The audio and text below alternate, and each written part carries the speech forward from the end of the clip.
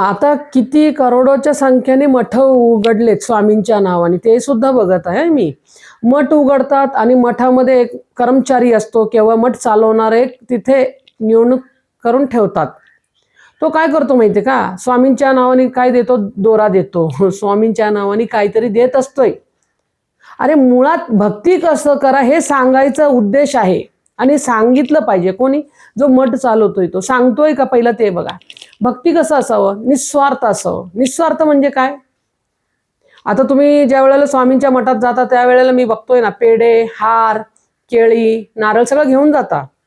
आणि ते घेऊन जाणं योग्य आहे का, योग्य आहे तेही सांगतो. पुष्प का दिलं जातं तुम्ही, कारण माझे स्वामी बसलेले, त्यांना हार घालायचं, उद्या तुमच्यावर पण फुलाची वर्षा होतेच होते. आणि मिठाई का घेऊन जाता, माझे स्वामी खातील, पण स्वामींच्या अनेक भक्त जे स्वामी त्याच्यात वास करतात ते खातात. तुम्हाला अन्न भंडार कमी होणार नाही.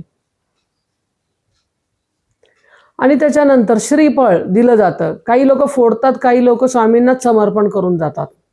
म्हणजे कसं, सगळीकडे तुमचं जय व्हावं, विजय व्हावं म्हणून श्रीफळ तिथे तुम्ही अर्पण करता. भक्ती कसं करावं, आता जो मठ चालवतोय त्यांनी बोललं पाहिजे. तिथे काय बोललं पाहिजे, सात्विक राहा, सात्विक आहार करा, सात्विक चाला. कशानी, वाचानी, नेत्रानी, कर्णनी. बोलतोय का, मठ चालवणारा बोलत नाही, त्याला गरज नाहीये. आणि तो काय बोलतो, मी स्वामींसमोर गल्ला ठेवलेला नाहीये, पण इथून असं खाणार, इथून मी खातोय असं कोणाला दाखवत नाही, फक्त दिखावा चाललाय हेही बघतोय मी. स्वामींच्या नावाखाली पीठ चालवायचं आणि ऐशोआरामचे जीवन जगायला कोण तयार, स्वामी नाही जगत आहेत, मनुष्य जगत आहे स्वामींच्या नावाखाली. मी बघत आहे प्रत्यक्षात. आणि स्वामींचं नाव पुढेकार करतोय आणि मठ चालवतोय, तो काही उपयोग नाही. आणि ज्या वेळेला मठामध्ये जर का सांगतो ते पण, मी गेलो 200 लोक जरी जमा झाले ऐकायला आणि ते मठामध्ये चालवणाऱ्या त्यांना पण दुःख होईल, अरे बापरे हे कुठे कब्जा करतील का काय माझ्या मठावर, हे पण भीती असते माणसाला. मी एका ठिकाणी गेलो संध्याकाळी 6 वाजता. मी घरी किती वाजता आलो सांगतो तुम्हाला. आता माझं हे घर नाहीये, तर माझं हे शक्तिपीठ आहे. घर लोक बोलतात म्हणून मी घर बोलतोय. मी रात्री येताना मला 12-1 वाजलेत.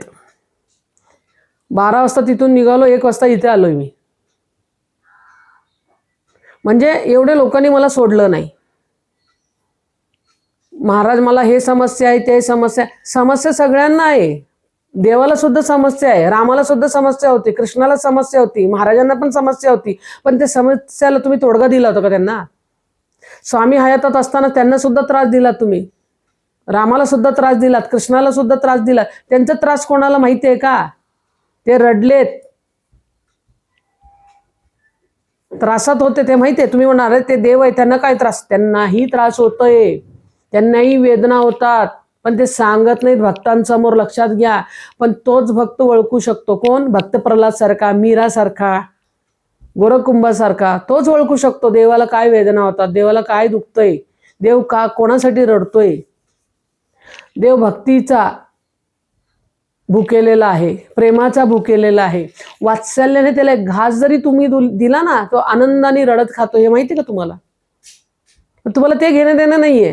तुम्हाला जायचंय स्वामींच्या समोर, रडगाना रडायचंय, स्वामी मला काम होऊ दे, स्वामी मला चांगली मुलगी मिळू दे, स्वामी मला अजून 1 बंगला आहे, अजून 2 बंगले होऊ दे. हे भिका मागता तुम्ही तिथे जाऊन. हे मागणार नाही, मला धर्म द्या, अर्थ काम मोक्ष प्रदान करा, हे नाही बोलणार तुम्ही. तुम्हाला ते घेणं देणं नाहीये. हे मोहमायेमध्ये तुम्ही असं अडकले आला आहात जणू का जायचंच नाही इथून तुम्हाला. पण स्वामी ना काय शरणागती द्यावं हे तुम्हाला घेणं देणं नाही. फक्त तुमचंच रडगाणं रडणं. स्वामींना काय पाहिजे? स्वामींना तिथे तुमची शरणागती पाहिजे. काय शरणागती पाहिजे? वासना करू नका, मासार करू नका. हे जो शक्तिपीठ चालवतोय ना मठ, तो सांगितला पाहिजे. तो सांगत नाही, त्याला देणं का नाही. कारण तो काय बोलतो माहिती का, माणसंच ऐकत नाही महाराज, मी काय करू. अरे माणसं ऐकत नाही, पण भगवद्गीतातच सांगितलं गेलेलं आहे, ज्या वेळेला धर्माच्या क्षेत्रात तुम्ही जाता तिथं धर्मादेशमध्ये कोण उभा आहे तो बोललं पाहिजे. तो ऐकावं, समोरचा ना ऐकावं हे आपल्याला घेणं देणं नाहीये. बोलणं आपलं कर्तव्य आहे. धर्माने बोललं पाहिजे, सत्याने बोललं पाहिजे. आता धर्माच्या पीठावर गेल्यावर तर अधर्म शिकवणार का तुम्ही त्याला? मग पीठात जाऊन काय उपयोग आहे? स्वामी सगळ्यांचे नाटकं बघायला लागलेत आणि नाश कोणाचा आहे? स्वामींचा नाही, कोणत्याही देवी देवताचा नाहीये, तुमचंच आहे. तुम्हाला मांस सोडायचं नाही, मदिरा सोडायचं नाहीये, संभोगत लुप्त राहायचे तुम्हाला. आपली बायको असताना पण दुसरी बायको पाहिजे, आपला नवरा असताना पण दुसरा नवरा पाहिजे, धांगडधिंगा पाहिजे. आणि काही नवीन वर्षात तुम्हाला 31st सेलिब्रेट करायचं आहे. सनातनमध्ये नवीन वर्ष आहे का पहिलं ते बघा. कारण आपले संस्कृती, आपले आचार, आपले विचार, आपली जे तुम्ही हे भारतभूमी बोलता ना, हे सनातन संतांची भूमी आहे, माहिती आहे का? संत होऊन गेले या भूमीवर. आहे का कोण? ते आचरण करतात का बघा नीट.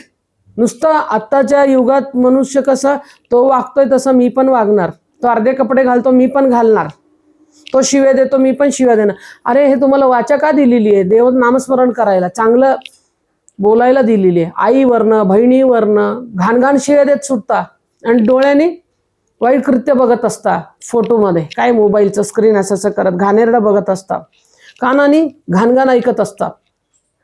मारायला जावं दुष्कर्म होतंय असं नाहीये. मनुष्य ह्या 3, एक नेत्र, एक वाचा, एक कर्ण, ह्याच्यामध्ये सुद्धा दुरुपयोग करतोय आणि दुष्कर्म करतोय. ते पण पापात श्रेणीतच मुरलं जातं. हे माहिती आहे का तुम्हाला? हे कोण शिकवणार तुम्हाला? जो पीठ चालवतोय तो शिकवायला पाहिजे. तो तर बोलतोय नाही ते ऐकत नाहीत महाराज म्हणून मी काय बोलणार नाही असं करतोय तो. मग कशाला पीठ चालवतोय? कशाला दिखावा करतोय? स्वामींच्या नावाखाली तू खळगी भरतोय ना. आणि इथं मी एक डब्बा ठेवला नाही, इथं मी गल्ला ठेवला नाही, काय उपयोग ते? स्वामीला ते पटलं नाही, पटतही नाहीये. आता तुम्ही शक्तिपीठमध्ये जाणार, जो धर्माधीश आहे तो धर्म शिकवणारच आहे तुम्हाला. तुम्ही या त्याच्याकडे, नका येऊ, त्याला फरक पडत नाही ना. अरे तुम्हाला बुद्धी दिलेली आहे, त्याचं कसं वापर करायचं, कसं नाही वापर करायचं हे जरा तरी विचार करा रे. पशु बरे तुमच्यापेक्षा, तुम्ही पशुपेक्षा पण गै गुजरलेले झालेलात. नुसतं दिखावा चाललाय, मी स्वामींचा भक्त आहे, मी स्वामींचा भक्त आहे. जो स्वामींचा भक्त आहे ना तो भक्तच नाहीये. तो कधी दिखावा करत नाही, तो कधी आडंबरा करत नाही. तो स्वामींसाठी सगळं सोडतो, सात्विक बनतो, स्तनानी, मनानी, धनानी, सगळ्यांनी, नेत्रानी, वाचानी, कर्णानी शुद्ध होतो. तोच स्वामी भक्त आहे. दिखावा करणारा, मांस मदिरा भक्षण करणारा, वासण्यात लुप्त राहणारा तो स्वामी भक्त नाही, हे लक्षात घ्या. तो स्वामी भक्त असू शकतच नाही.